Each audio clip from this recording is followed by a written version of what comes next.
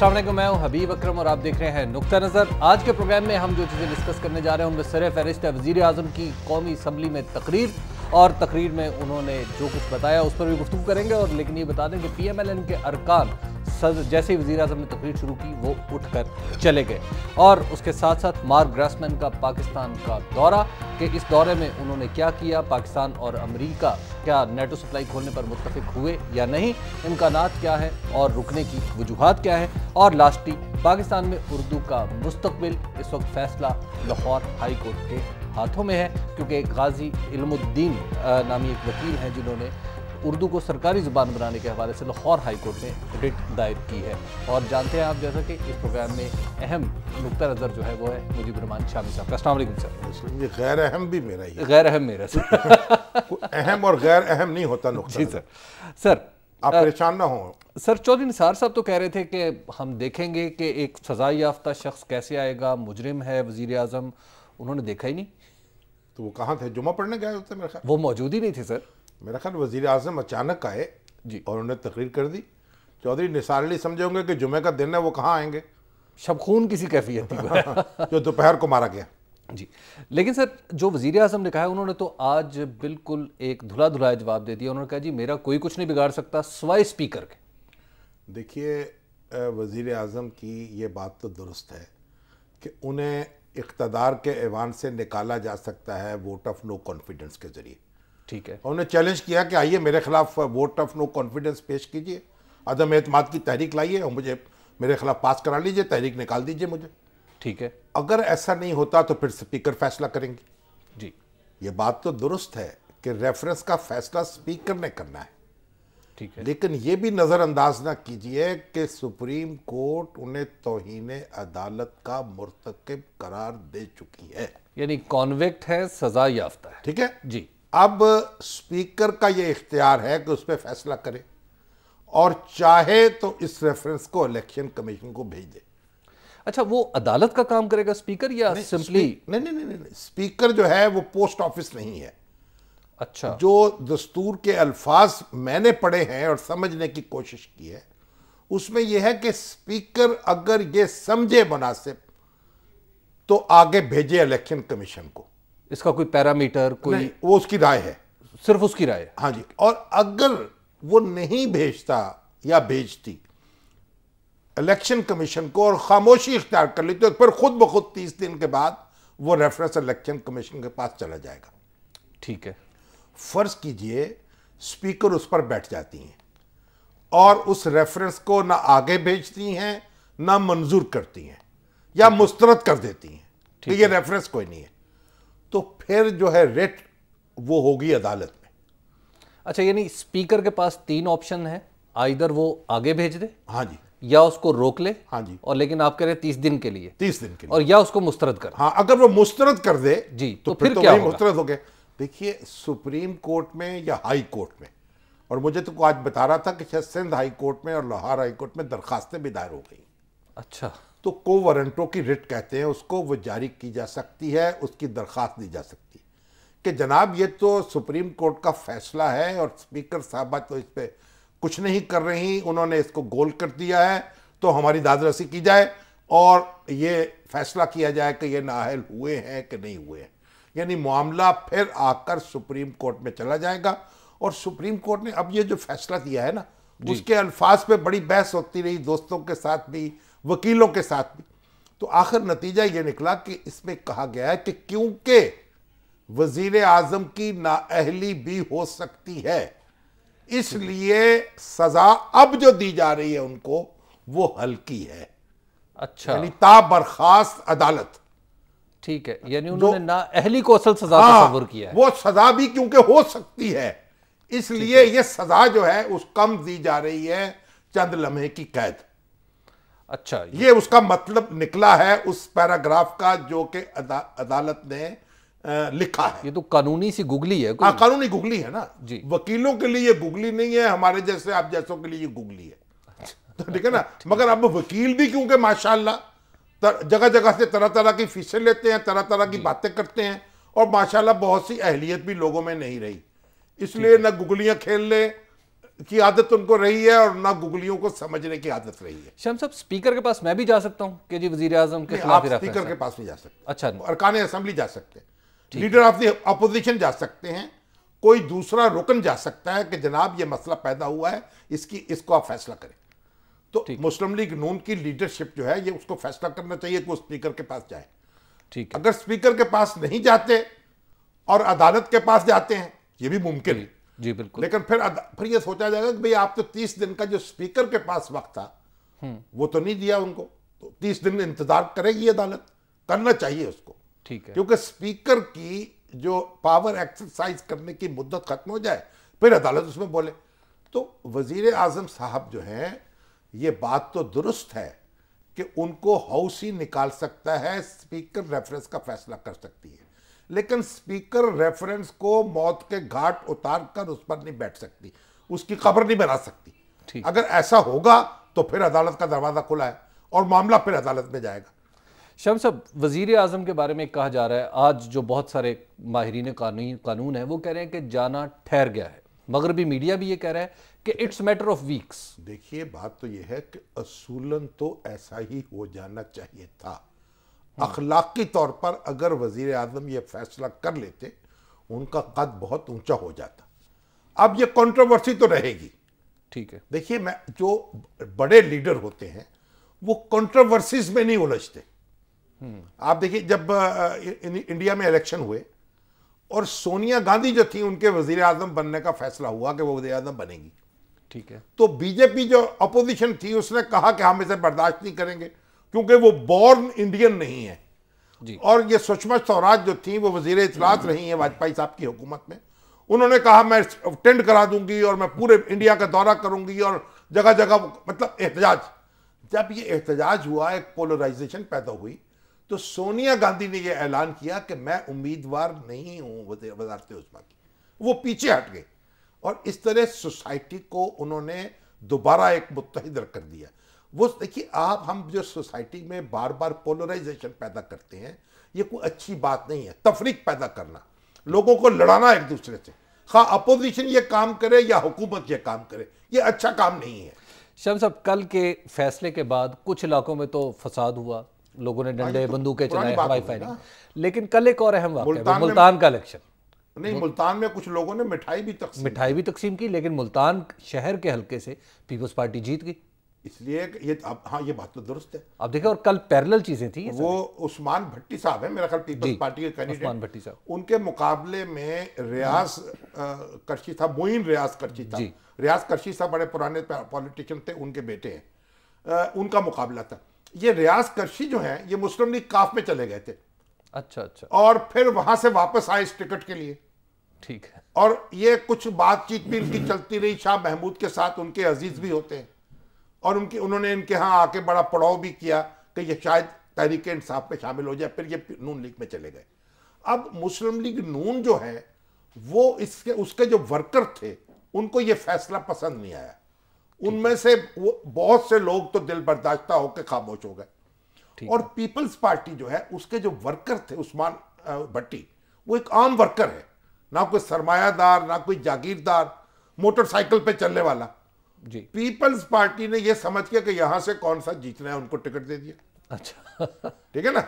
और peoples party के workers जो थे उन्होंने बहुत काम किया, लेकिन लीडर कोई नहीं पहुंचा। खुद गिलानी साहब ने भी कोई जलसा नहीं किया वहां जाके।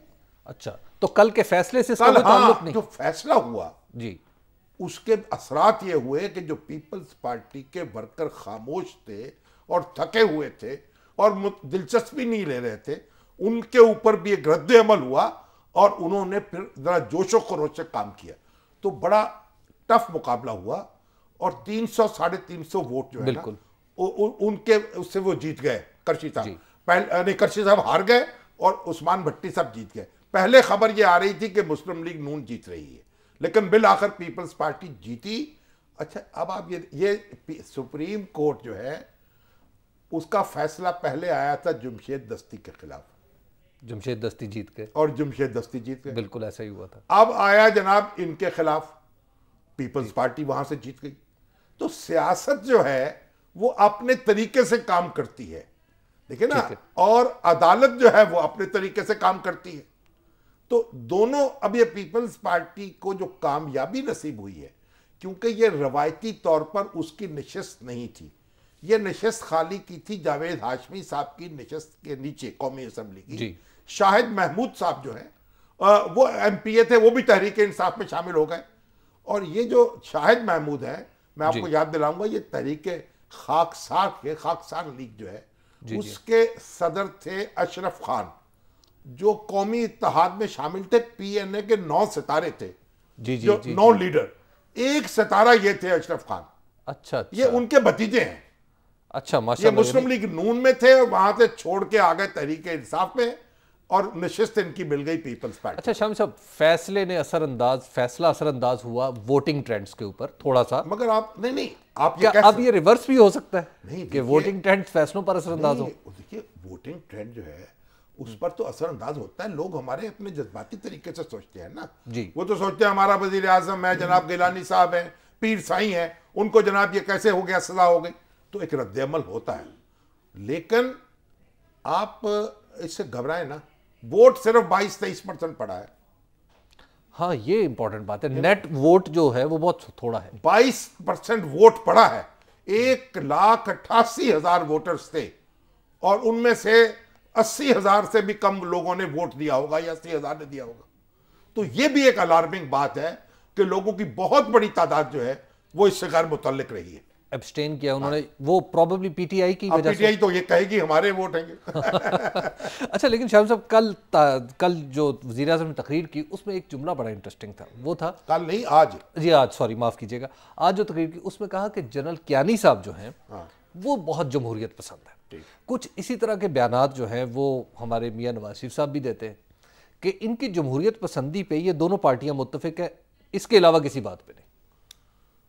हाँ, ये तो अच्छी बात है। इसमें इसका मतलब है कि जो हजरत हैं कियानी साहब, उनका कोई इरादा नहीं है और इस कोई छेड़छाड़ करने का। ठीक है। और अभी तक तो उन्होंने, यानी बारह तो छोटी कम से कम गुदगुदी चुटकी तो करते रहे हैं, इन्हें लगता है कि कोई इरादा नहीं, लेकिन वो जरा भरपूर तरीके से वार नहीं किया। मेरा ख्याल अब माहौल भी नहीं रहा।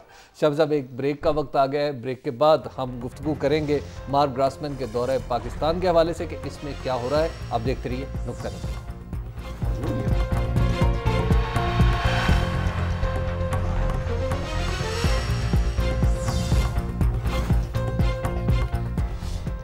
नुक्ता नज़र में एक बार फिर खुशामदीद। और मार्क ग्रासमैन कल से पाकिस्तान में, कल का दिन तो शाम साहब पूरे पाकिस्तान में बड़ा हेक्टिक था। उन्होंने तो सिर्फ एक ही मुलाकात की, आज उन्होंने सदर से भी मुलाकात की है, वज़ीर आज़म से भी मुलाकात की है। शाम साहब, वैसे एक सवाल आता ज़हन में कि वज़ीर आज़म की जो ये नाअहली के करीब करीब कन्विक्शन है, ये असरअंदाज नहीं होगी हमारे इन मामलात पे? नहीं, इससे क्या असरअंदाज होना है, उसको कोई ताल्लुक? दूसरे लोग तो बैठे हैं ना, उनकी पार्टी मौजूद है, सदर मौजूद है, तो इसलिए उनको तवक्को होगी कि वज़ीर आज़म अगर इधर उधर हो भी गए जी तो बाकी चीज़ें तो वही रहेंगी ना। अच्छा जी, देखिए, मैं पहले तो इससे पहले मैं आपको एक वजाहत कर दूं। जी जी। अभी मैंने आपको बताया था कि 80,000 वोट पड़े, ऐसे नहीं 40,000 वोट पड़े हैं कुल। हाँ, वो जो मुल्तान के हल्के में जी, क्योंकि मुल्तान के हल्के में दोनों उम्मीदवारों ने 20-20 हज़ार के लगभग वोट हासिल किए हैं और बाकी 2-4 जो थे उन्होंने भी चंद सौ ले लिए होंगे। तो असल में 1,88,000 वोटों में से 40-41,000 वोटों का पड़ना ये एक बहुत बदशगुनी है, यानी 22% वोट पड़ा है जी। तो ये इसका मतलब आप ये भी देख लीजिए कि लोगों की दिलचस्पी जो है वो कितनी कम रही बाई इलेक्शन में। अब आगे देखिए, मार्क ग्रासमैन जो है जब यहाँ आए हैं और कल उन्होंने एक कॉन्फ्रेंस भी की है हमारे सेक्रेटरी खारजा के साथ, बात ये है, प्रेस कॉन्फ्रेंस कहते हैं, इसमें अभी तक कोई यानी ब्रेक थ्रू नहीं हुआ। ठीक, यानी राब्ता तो ये बहुत आला सतही राब्ता है, बड़ी बाकायदा गुफ्तगू है सलाला हादसे के बाद से, लेकिन अभी अमेरिका जो है, एक तो माफ़ी मांगने पे अभी को आमादा नहीं हो पा रहा। ठीक है, ये खबरें आई हैं कि भाई माफ़ी मांगने में उनको थोड़ा सा तामुल है। और दूसरा, ड्रोन हमले, हमारी बेचारी वज़ीर ख़ारजा ने कहा है एक बीबीसी को इंटरव्यू देते हुए, शायद या किसी और को, तो भाई ये तो हम तो ड्रोन हमले उनको कहते हैं ना करें, वो हमारी बात मानते नहीं है, तो फिर हम क्या करें, हम बेचारे शरीफ औरतें हम क्या करें। तो हम तो कुछ भी नहीं कह सकते ना, वही अल्लाह, वो तो मानते ही नहीं है। तो इस तरह की गुफ्तगू उन्होंने की है। जी बिल्कुल। देखिए, नहीं मानते हैं तो फिर ना माने, फिर वो अपनी जगह, हम अपनी जगह। लेकिन हम क्या कर लेंगे उनका? हम क्या कर लेंगे? हम अपनी जगह पर, हम कुछ नहीं करेंगे उनका। देखिए, हम ये तो ताल्लुकात हैं, ये कैसे बहाल होंगे? दोस्ती कैसे बहाल होगी जब एतमाद नहीं होगा एक दूसरे पर, एक दूसरे की बात नहीं सुनी जाएगी? तो हम दुश्मनी नहीं करना चाहते, लेकिन भाई साहब आप अपने मुकाम पे रहे, हम अपने मुकाम पर हैं। अच्छा शाम साहब, कल जो उन्होंने कियानी साहब से मुलाकात की है, how do you see it? कि पॉलिटिकल लोगों से मुलाकात करने से पहले सीधा आप GHQ चले जाते हैं? देखिए, कियानी साहब को और पाकिस्तान की फौज को अपनी खारजा पॉलिसी से, अफगानिस्तान से आप अलग नहीं कर सकते। ये ख्वाहिशात जो हैं, जरा इसको जरा कम कर दीजिए। और हमारे जो सारे एक वो है ना कवाली करने वाले तबलची, उनके अंदर में शामिल हो जाइए। ये ज़मीनी हकीकतें हैं, ये माननी पड़ेंगी। और पाकिस्तानी आहिस्ता आहिस्ता, अनारवानी खर ने भी कहा एक कि भाई आहिस्ता आहिस्ता पाकिस्तान की फौज जो है उसका किरदार कम होता जाएगा और सिविलियन लीडरशिप अपनी गिरफ्त में लेगी। लेकिन ये एक दिन में रोम तामीर नहीं हुआ था। जो तजावुजात बरसों में हुए हैं वो आहिस्ता आहिस्ता ही ख़त्म होंगे और ख़त्म हो रहे हैं। अब इन्होंने कहा भाई देखिए, इंडिया जो है उसके साथ तजारत शुरू हो गई है। ठीक ये है। बड़ा ब्रेक थ्रू है, ये नोगो एरिया था। और अब आप देखिए, मैं आपको एक दिलचस्प बात ये बताऊं कि एक अमेरिका में एक डॉक्यूमेंट छपा है जी, रेगन एडमिनिस्ट्रेशन का। उसमें ज़ियाउल हक के दौर में यहाँ वहाँ से एक रेगन साहब ने एक बड़ा आला सतही एलची भेजा था। ठीक है। एक खत देके उनको बताओ भाई, हमारी इंटेलिजेंस कह रही है कि आप तो न्यूक्लियर प्रोग्राम जो है उस पर लगे हुए हैं और बम बना रहे हैं। ठीक है। तो वो मेलची मिलने आया तो ज़ियाउल हक साहब ने बड़े मासूम बन गए, रिलैक्स, आराम से। अच्छा, ऐसा हो रहा है? कहा फिर अच्छा, मैं नीचे पता करता हूँ अपने लड़कों से, बच्चों से, क्या कर रहे हैं ये लोग, मुझे तो कुछ खबर नहीं है। अच्छा। तो इतनी मासूमियत से उन्होंने बातें की कि वो बेचारे एलची ने कहा, रिपोर्ट दी कि या तो वाकई इसको कुछ पता नहीं है या फिर बड़ा मक्कार है ये। वैसे आप उन्हें जानते हैं, आपकी क्या राय? आप मुझे बताइए, आपका जो सवाल है मैं उसकी दाद दूं आपको? यानी हेड ऑफ द स्टेट के बगैर ये एटम बम बन रहा था क्या वहां? मगर उस वक्त उनकी मजबूरी थी अमेरिका की कि अफगानिस्तान में मार्का दरपेश था और पाकिस्तान के साथ लड़ाई नहीं की जा सकती थी, इसलिए वो सारा मामला उन्होंने दबा दिया। जी।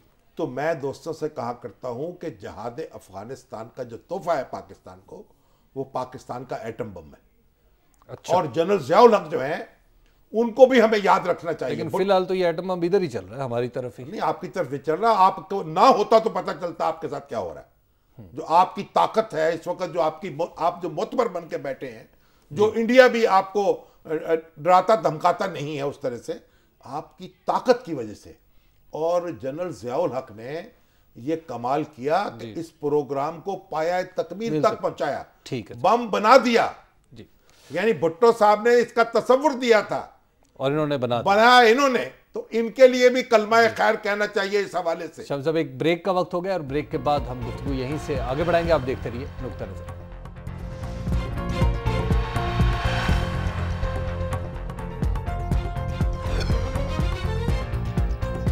नुक्ता नज़र में एक बार फिर खुशामदीद। इस वक्त लाहौर हाई कोर्ट में एक रिट है, राना इल्मुद्दीन गाजी एडवोकेट साहब हैं।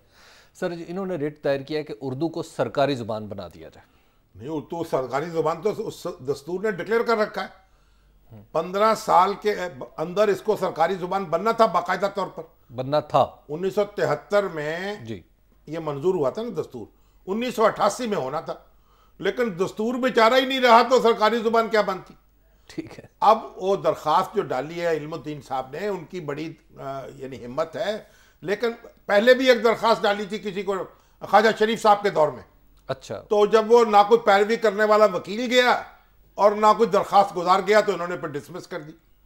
अब ये जो हमारे चीफ जस्टिस है ना, अजमत सईद साहब जी, ये बड़े बाज़ौक, बड़े दानिश्वर और बहुत बड़े कानूनदान है, एक ज्यूरिस्ट, फकीह। अच्छा। हाँ, इनके जो फैसले हैं आप उनको अंदर पढ़े, कितनी गहराई होती है। राना इल्मुद्दीन गाजी साहब हमारे साथ मौजूद है। अस्सलाम वालेकुम राना साहब। वालेकुम सलाम सर। जी राना साहब, जरा बताइएगा ये पिटीशन आप क्या है आपकी? पिटीशन मेरी प्रेयर सर ये है ये 252 आर्टिकल जो है आइन 1973 का, ये चीज में बेसिक तौर पर दर्ज की गई थी कि 15 साल के बाद उर्दू को लाजमी तफसील जबान बना दिया जाएगा। ये सारा किसी की हुकूमत ने नहीं किया और की जबान जो है अंग्रेजी उसको सारी काम को बना कर दिया। राणा साहब दूसरे लोगों को भी इसमें शरीक कर लें अपनी दरखास्त में, ताकि इसका दबाव बढ़े और ये वसीतर हमायत आपको हासिल हो। मजहबी जमातें हैं, सियासी जमातें हैं, उनके पास जाएं, उनको कहें इसमें शरीक हों, और ताकि ये दरखास्त जो है और फिर अच्छी तरह पैरवी करें इसकी। पहले ना हो कि ना कोई दरखास्त गुजार जाता है ना वकील जाता है, दरखास्त मुस्तरद हो जाती है। जैसे बिल्कुल इसकी पैरवी करेंगे और इसके ऊपर इम्प्लीमेंट करवाना है इसको। ठीक है, अल्लाह ताला आपको हिम्मत दे, आप बिल्कुल लगे रहें, डटे रहें। अच्छा सर, उर्दू को आखिर रुकावट क्या दरपेश? ठीक है सर, बहुत मेहरबानी, शुक्रिया जी। उर्दू को रुकावट, उसकी इम्प्लीमेंटेशन में रुकावट क्या है कि ये आप अंग्रेजी जो है जी, आप 100 साल से ज्यादा हो गया यहाँ ऑफिशियल लैंग्वेज बनी हुई है, ठीक है। अब उर्दू को एक यकदम उसकी जगह नहीं दे सकते आप। इंडिया में भी बड़े प्रॉब्लम वाक़े हुए। इंडिया में उन्होंने 1946 में जब हम इकट्ठे थे, जो दस्तूर साज असेंबली आई और इंटरिम गवर्नमेंट बनी जी, तो उस वक्त ये तकसीम नहीं हुई थी। उन्होंने ये मसला तय किया हिंदी का। गांधी जी ने, पंडित नेहरू ने, मौलाना अबुल कलाम आजाद ने ये तय किया इसका नाम रखा जाए हिंदुस्तानी। ठीक है, ना ये हिंदी कहें इसको, ना उर्दू कहें। ठीक है। और हिंदुस्तानी जबान जो है हिंदुस्तान की जुबान हो गई, सरकारी जुबान, जिसको 2 रस्मुल खत में लिखा जा सकता था, देवनागरी और फारसी, यानी वाहिद जुबान जो दाएं से भी शुरू होती है, बाएं से भी। तो उन्होंने कहा हिंदुस्तानी जुबान होगी और 2 तरीके से लिखी जाएगी, ये ऑफिशियल लैंग्वेज होगी, ठीक है। और मुआवन सरकारी जुबान होगी अंग्रेजी। ठीक है, ये मुआविन का क्या मतलब? मुआविन यह है कि उसको भी इस्तेमाल किया जाएगा जब तक इसको उसकी जगह नहीं ले रही है, ठीक है, और दोनों जुबानों में काम होगा। लेकिन जब पाकिस्तान बन गया तो फिर उन्होंने इसको बदल दिया, फिर हिंदुस्तानी खत्म हुई, उसकी जगह हिंदी आ गई, देवनागरी रस्मुल खत आ गया, ठीक है। और लोकसभा में एक वोट की अक्सरियत से, जो स्पीकर का वोट था, अच्छा, हाँ जी, हिंदी जो है वो आ गई हिंदुस्तानी की जगह, ठीक, और रस्मुल खत भी हमारा खत्म हो गया। अब हमारा हाल यह है कि हमने उर्दू जुबान के तहफ्फुज के लिए भी पाकिस्तान बनाया था, एक सबब यह भी था, ठीक है, और आज तक हमसे उर्दू नाफिज नहीं हो रही। उर्दू अब चलिए आहिस्ता आहिस्ता नाफिज होगी, लेकिन आप उर्दू को ये तो इजाजत दे देना कि मुकाबले के इम्तिहानात उसमें दिए जा सके, जरिया तालीम वो बने, कम अज कम हाई स्कूल लेवल तक जरिया तालीम रहे। आला सतही आपने पहले किया, हमने उर्दू, तजर्बा नाकाम हो गया, लोगों ने किताबें नहीं लिखी, तर्जमे के अदारे नहीं बनाए, और हुकूमतों ने भी तवज्जो नहीं दी, लोगों ने भी तवज्जो नहीं दी। वही किताब जो 10वीं में पढ़ाई जा रही है, वही BA में पढ़ाई जा रही थी, वही MA में पढ़ाई जा रही थी। कि तमाशा हमने बनाया। अब जो मैं आला सतही तालीम की मैं बात नहीं करता, यूनिवर्सिटी की जो एजुकेशन है उसमें तो अंग्रेजी को मैं समझता हूं उसमें वजन ज्यादा है, जब तक उर्दू को आप उसके पाए पर ना लाएं। और उर्दू, लेकिन जो प्राइमरी तालीम है और जो हाई स्कूल की तालीम है, हमारी पंजाब हुकूमत ने यह जुल्म किया है कि वहां भी अंग्रेजी को जरिया तालीम बना दिया। एग्जैक्टली। अगर शहबाज शरीफ साहब मेरी बात सुन रहे हैं तो इससे तौबा करें, और ये कत्ल जो किया है उन्होंने उर्दू जुबान को, इसकी तौबा, इससे बिल्कुल बात आ जाए। शम साहब, अदालतें अगर उर्दू में फैसला लिखना शुरू करें, 251 उन पे भी तो लागू होता है। जनाब, जस्टिस सरदार इकबाल साहब ने उर्दू में फैसला लिखा था, अच्छा, एक नमूने के तौर पर। मैं कहता हूं अदालतों में कार्रवाई करना, फैसले लिखना, उसमें मुश्किल आ सकती है, लेकिन आप उसको मिक्स कर दें, ठीक है, उर्दू में लिखें, अंग्रेजी में लिखें। अब भी कई लोग दरखास्तें दायर करते हैं, कई वकील उर्दू में आर्गू करते हैं, ये इसकी इजाजत दें। मुकाबले के इम्तिहानात जो हैं उनमें उर्दू के जरिए इम्तिहान दिया जाए, इजाजत दे दे, ये असल बात होगी जो ब्यूरोक्रेसी में लोग। हाँ, दूसरी बात ये कि आप जरिया तालीम जो है, अंग्रेजी की तालीम जरूर दें आप, लेकिन अंग्रेजी में तालीम ना दें। जरिया तालीम अपनी जबान रखें। बच्चे जो है ना हमारे, वो कंफ्यूज होंगे, भाग जाएंगे। आपके पास तो अंग्रेजी के टीचर ही नहीं है सरकारी स्कूलों में, और फिर किसी शख्स को कौमी जुबान की, सरकारी जुबान की ये तौहीन करने की इजाजत नहीं होनी चाहिए कि वो ये कहे कि ये इसकी जगह अंग्रेजी ले लेगी। ठीक है, अंग्रेजी को उर्दू के साथ रखना चाहिए, उर्दू के ऊपर मुसल्लत नहीं करना चाहिए। शामी साहब एक ब्रेक का वक्त हो गया और ब्रेक के बाद हम आपके सवालात भी लेंगे और उनके जवाबात भी शामी साहब से। 042363680102 हमारा नंबर है और आप इस पर कॉल कर सकते हैं। देखते रहिए नुक्ता नज़र।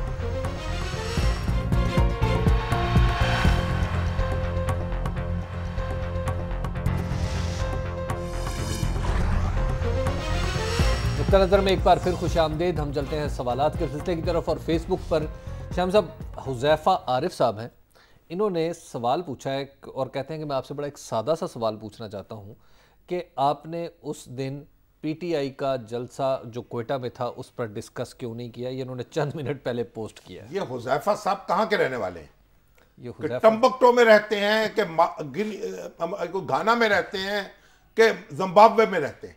ये सवाल जो है इनको उस वक्त भी बेशुमार लोग पूछ चुके हैं, हम इनका जवाब दे चुके हैं। इनको खुद भी आंखें रखनी चाहिए, देखना चाहिए। तैयारे का हादसा हो गया था, प्रोग्राम खत्म हो गया। एग्जैक्टली और ये बात पहले भी बताई जा चुकी है, फिर आंखें बंद करके इनकी अम्मी ने इनको सवाल लिख के दिया। ये यानी नाबालिग बच्चों की तरह बोलते चले जाते हैं। शामी साहब शोबी वड़ाइट साहब हैं, ये कहते हैं जी कि शामी साहब पंजाब में आप अगली गवर्नमेंट क्या पीटीआई की देखते हैं? भाई लोग उनको वोट देंगे तो उनकी बन जाएगी, जो जीतेगा। जो जीतेगा। अगर जीत गई तो उसकी देखते हैं, अगर हार गई तो फिर आप सब्र कीजिएगा। अभी तो मुस्लिम लीग नून जो है जी, उसका किला भी मजबूत है। और अभी तो बात सुनिए, अभी नवाज शरीफ साहब जो है उन्होंने प्रेस कॉन्फ्रेंस किया और उनसे एक मुतालबा किया है गिलानी साहब से जी कि अब आपका कब्जा नाजायज है, इसको छोड़ दे। और छोड़ देंगे वैसे गिलानी साहब जी। आप देखिए वो तो छोड़ते नजर नहीं आते। ये जो पीर होते हैं ना जी, पीर तो जनाब ये एक थोड़ी सी नजर नहीं छोड़ते, न्याज नहीं छोड़ते। ये इख्तिदार कैसे छोड़ेंगे? लेकिन बहरहाल अब कुछ ना कुछ तो करना ही पड़ेगा। शामी साहब वैसे मैंने पहले भी अर्ज किया, अगर गिलानी साहब एक ग्रेस के साथ चले जाते ना तो उनके लिए बहुत अच्छा होता। ये देखिए, हमें कोई अच्छी रवायात भी कायम करना चाहिए। ये तो दुरुस्त है कि पाकिस्तानी सियासत में कोई अखलाक नहीं है और पाकिस्तानी सियासत में इस तरह की तवक्कुआत कायम करना बहुत मुश्किल है, लेकिन आगाज कहीं से तो करना होगा ना। काजिम मीर साहब है लाहौर से। जी काजिम साहब अस्सलाम वालेकुम। अस्सलाम वालेकुम शामी साहब। हाँ जी हजूर। माशाल्लाह बहुत मजा आता है जब आप अपनी राय दे रहे होते हैं, बहुत बहुत मजा आता है। अल्लाह करे ये आपका प्रोग्राम कंटिन्यू रहे। बहुत मेहरबानी जनाब, दुआ करें आप। मेरी गुजारिश ये है कि यही फैसला सुप्रीम कोर्ट का अगर शामी साहब किसी महज़ब माशरे में हुआ था तो कुछ नतीजे और होते। तो महज़ब मुआशरे में इसकी जरूरत भी पेश नहीं आती। महज़ब मुआशरे में ना एनआरओ होता, ना उस पर मुकदमा चलता, ना सुप्रीम कोर्ट में सियासतदान जाते, ना सुप्रीम कोर्ट इस तरह के फैसले करती। ये तो हमारी जनाब देन है हमारी फौजी हुकूमतों की कि ये परवेज मुशर्रफ साहब के दिए से निबट रहे हैं हम। हफीजुल्लाह न्याजी साहब हैं हमारे साथ लाइन पर मौजूद। जी न्याजी साहब। अस्सलाम वालेकुम जी। वालेकुम अस्सलाम जनाब। हाँ जी हजूर। हजूर आप से हमेशा रहनुमाई मिलती है, लेकिन लगता ये है कि आपकी जो इनकलाबी सोच है या जो आपका आइडियलिज्म है वो कहीं पे शामी साहब कंप्रोमाइज करता जा रहा है। अच्छा देखें शामी साहब, एक बहुत बड़ा सान्या हुआ है इस मुल्क के अंदर। इस मुल्क में आप ये देखें कि जिस वक्त ये कल सजा सुनाई गई है, पूरी दुनिया के चैनल ने इसको इसी तरह बयान किया है जिस तरीके सुप्रीम कोर्ट ने फैसला किया है कि पहली दफा तारीख में प्राइम मिनिस्टर को मुल्क की आला तरीन अदालत ने कॉन्विक्ट किया है। अब एक बंदा जिसको कॉन्विक्ट किया गया है वो किस सूरत में और किस हालत में अपने आप को प्राइम मिनिस्टर कह सकता है? वो शामी साहब वो फरमाते हैं कि मैं पीएम हाँ मैं पीएन ना। हाँ। मैं कहता हूँ कि वो न पीएम है न पीएन है, वो क्राइम मिनिस्टर है।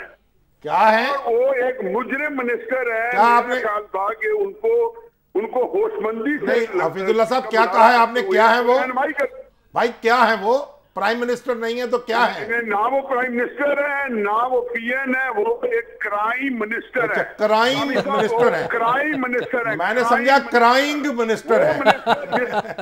चलिए माशाल्लाह जनाब हफीजुल्लाह न्याजी साहब, मैं तो बार बार इसमें ही कहता हूं, अब उनका जो गैज़ो गज़ब जो है वो मेरे अंदर तो पैदा नहीं हो सकता, ना इमरान खान साहब का जाहो जलाल आ सकता है। मैं तो अपनी बात जरा अदब अदाब में ही करने का कायल हूं। उन्होंने फरमाया है कि ये प्राइम मिनिस्टर नहीं है, ये क्राइम मिनिस्टर हैं, और यही बात तकरीबन नवाज शरीफ ने भी कह दी। तो उन्होंने भी कह दिया, तो हम तो उनसे पहले ही अर्ज कर चुके हैं कि हजूर आप जरा कोई अखलाकियात की बात करें, कौम को ना उलझाएं, जो हो चुका है उसको जरा समेटें। वैसे शाम साहब, पीपीपी तो कहती है कि जनाब आप आमिरों के खिलाफ कार्रवाई नहीं करते, हमारे वज़राए आज़म के खिलाफ तो करते। पीपल्स पार्टी मुकदमा दर्ज करवा देना परवेज मुशर्रफ के खिलाफ। अगर उसकी समाअत ना करे सुप्रीम कोर्ट पर, हम सुप्रीम कोर्ट में जाके मुजाहरे करेंगे। अंसर जावेद साहब हैं डीजी खान से। जी अस्सलाम वालेकुम अंसर साहब। वालेकुम सलाम सर। जनाब अली। सर मैं पीपल्स पार्टी का सर पुराना कारकुन हूँ सर। माशाल्लाह। तो पुराना नया 9 दिन, पुराना 100 दिन। सदी बिल्कुल जी, अभी नए भी बने थे तहरीक इंसाफ के, लेकिन फिर छोड़कर आ गए सर जी। अच्छा, और ये वापस आ गए हैं? जी सर, यही फैसले सुनकर सर जी वापस आ गए।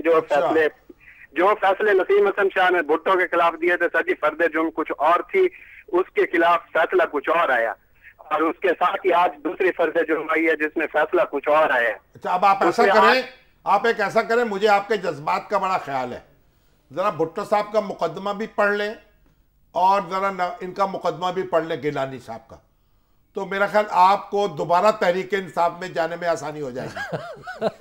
शाम साहब आपका बहुत बहुत शुक्रिया। हमारे आज के प्रोग्राम का वक्त ख़त्म हुआ चाहता है। अगले हफ्ते बुध को इंशाअल्लाह अज़ीज़ हम आपकी खिदमत में दोबारा हाजिर होंगे। तब तक के लिए इजाज़त दीजिए। खुदा।